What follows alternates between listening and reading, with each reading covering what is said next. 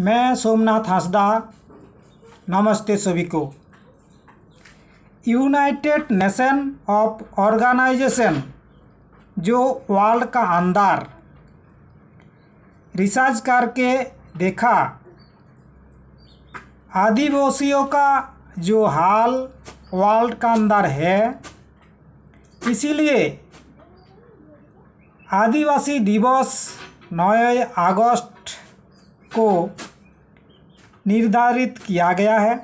इसीलिए कि आदिवासियों का अंदर जो संताल जाति है, जो पीढ़ी दर पीढ़ी जैसे वेद का अपर नाम श्रुति, इसका मतलब सुन सुन के जो रीति रिवाज कल्चर का अंदर छुपा हुआ है, जितना नीति रीति, इसी में जो दुनिया से विलुप्त तो होते जा रहा आदिवासी संताली जाति,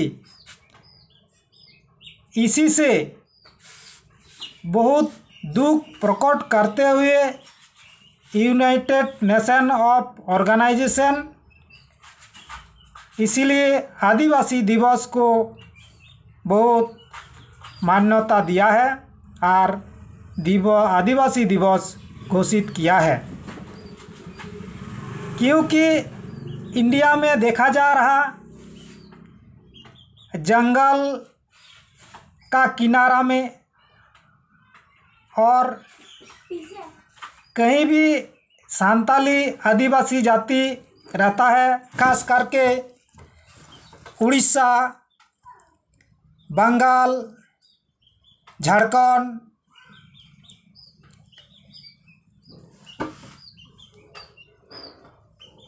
इसका अंदर जो फॉरेस्ट एक्ट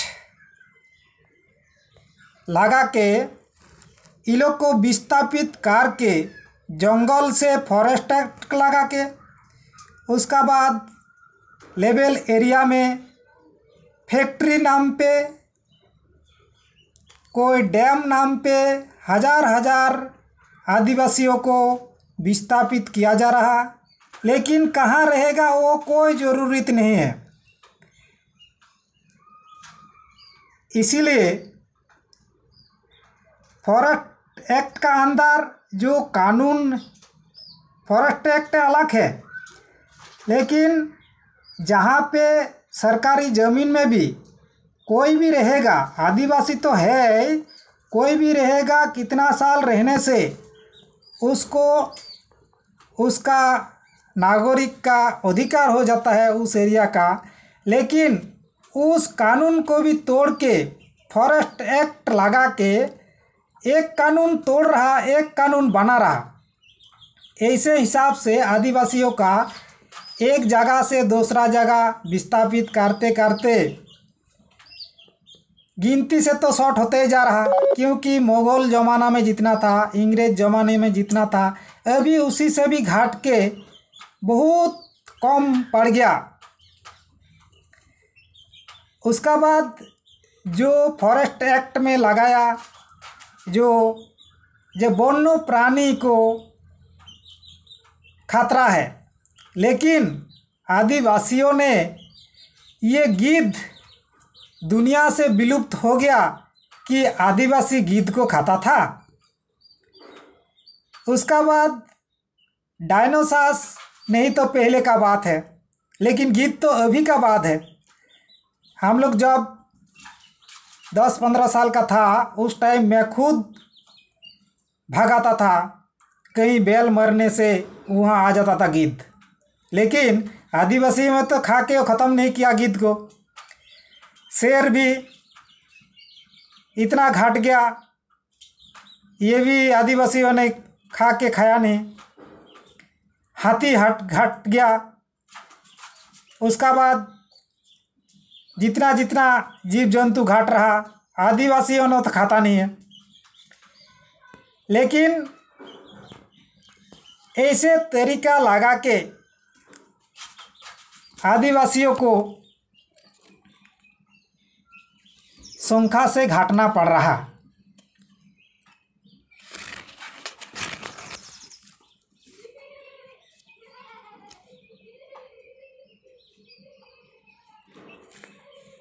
इसीलिए मेरा बोलने का मतलब यही है, जो अभी भी उड़ीसा का एरिया ऐसे है जहाँ पे राष्ट्रपति महामहिम राष्ट्रपति द्रौपदी मुर्मू अभी राष्ट्रपति हुआ है, उसका बाद भी उड़ीसा का एक वन दफ्तर का किनारा में सदियों पुरानों से 100 साल पहले से रहने वाला आदिवासियों को भी नोटिस भेजा गया है, जो वहाँ से भागो। उसका बाद जो आदिवासी का जो रूल है वो तो उड़ीसा ऐसे ही छोटी जो एरिया है जो आदिवासी के लिए, तो भी उसी में भी फॉरेस्ट एक्ट लगा रहा।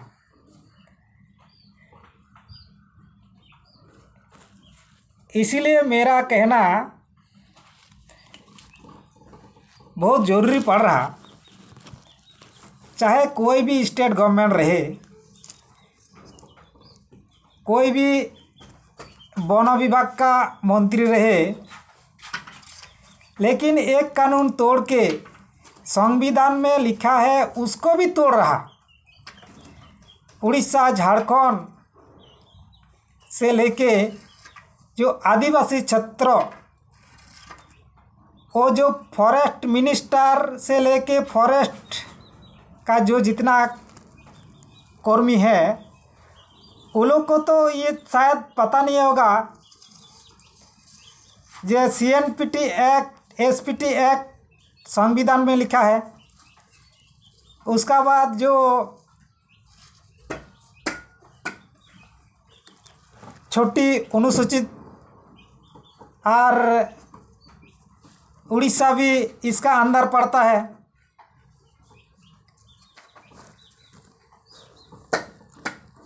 इतना जानने का बाद भी चाहे ये मंत्रिमंडल बनाता है रूल, और बाबा साहेब आम्बेडकर बना के गया संविधान, उस संविधान को भी तोड़ मोड़ के ऐसे तरीके से आदिवासियों को निचोड़ने का कोशिश कर रहा अभी भी, जो सोचने के लिए भी मजबूर कर रहा। लेकिन ये इतिहास याद करेगा, ये आदिवासी साँवताल जाति को भले ही अभी कोई गौर ना करे, क्योंकि जब भी कभी भी कुछ कार्रवाई करता है, मंत्रिमंडल कानून बनाता है, उस कानून को सार्वजनीन में लागू करने के लिए पुलिस प्रशासन यूज होता है। लेकिन ऐसे भी नहीं होना चाहिए जो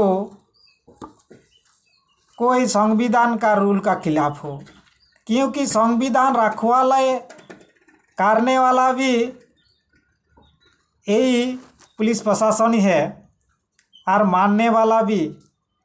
और ये लोग की तोड़ेगा कानून को, तब आदिवासी भी जब कानून मानने के लिए नाराज हो जाएगा, तब कानून और कानून नहीं रहेगा।